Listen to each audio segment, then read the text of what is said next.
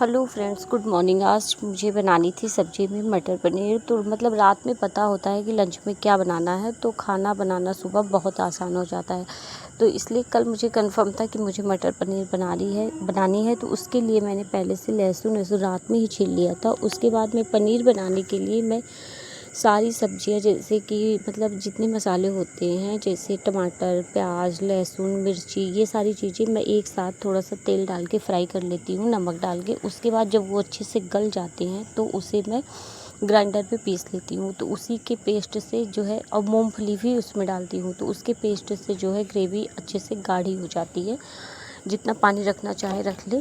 उसके बाद फिर मैं पनीर की सब्ज़ी मुझे बनानी थी, तो मुझे ये चीज़ आसान रहता है कि रात में पता रहता है, तो मुझे लगता है सुबह बहुत आसान हो जाता है लंच बनाना। तो फिर मैंने थोड़ा सा ही पनीर बनाया। उसके बाद बाकी की पनीर थोड़ी सी मैंने रख दी कल के लिए, क्योंकि इनको तो चलो ये बोल रहे थे कि लौकी रखी हुई है तो लौकी इनको हम दे देंगे बना के। पर अनिका का क्या है कि अनिका नहीं खाती है बिल्कुल भी, उसे लौकी वगैरह तो अभी बच्चे वैसे भी नहीं खाते लौकी। तो ये सारे मसाले मैंने तेल डाला था। उसके बाद सारे मसाले जो मैंने पीसे हुए थे उसको मैंने डाल के अच्छे से गाढ़ा पेस्ट बनाया था। गाढ़ा थोड़ा करा था, बहुत ज़्यादा जो है ग्रेवी बहुत ज़्यादा वैसे भी पतली नहीं थी। तो उसके बाद जब अच्छे से मसाले मतलब ये है कि मसाले फिर दोबारा पकाने में दिक्कत नहीं होती, बस 2 मिनट इधर उधर भूनो। उसके बाद सब चीज़ें डाल दो पानी डालने के बाद। और पनीर मसाला, जब मुझे पनीर बनानी रहती है तो 1 पाउच मसाला मैं साथ में ही मंगवाती हूँ, उसी के साथ जो है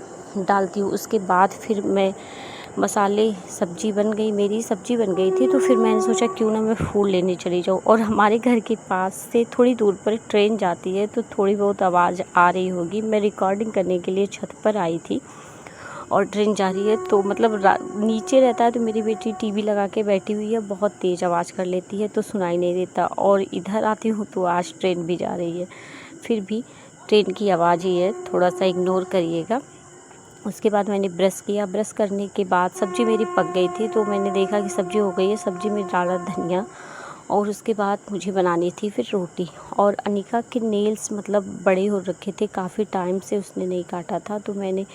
तो बोली कि पापा नेल्स काट दो। तो ये नेल्स काटने के लिए बाहर लेके बैठ गए अनिका को, और उसको टेंशन भी लगी रहती है अगर नेल्स बड़े हो जाते हैं तो अनिका कटवा रही थी नेल्स। तो मैंने कहा जब तक नेल्स काट रही मैं थोड़ी सी रोटियां बना लूँ, क्योंकि इसके नहलाना भी रहता है। फिर ये नेल्स कटवा के आई, तो फिर उतनी देर में मैं रोटियां बना रही थी।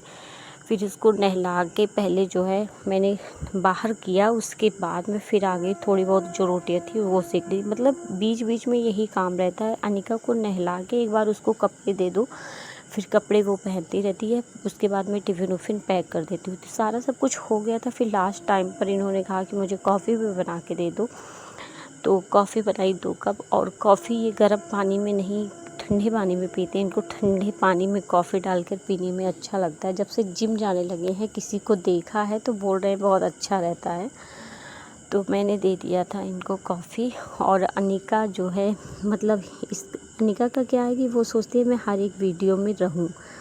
और ये जाते वक्त इनका आज तो मतलब टाइम से तैयार हो गए थे, नहीं तो ये रहता है कि अनिका को 1-2 मिनट लेट हो जाते हैं तो मेरे घर में शोर शराबा होने लगता है कि, और सारा ब्लेम अनिका के ऊपर डाल देते हैं कि इनकी वजह से लेट हो गया। आज अनिका बहुत जल्दी तैयार हो गई थी, तो वही बोल रही थी कि मतलब पापा आज मैं जल्दी तैयार हो गई। और ये जब से जिम जाने लगे हैं तब से अपना शरीर देखते रहते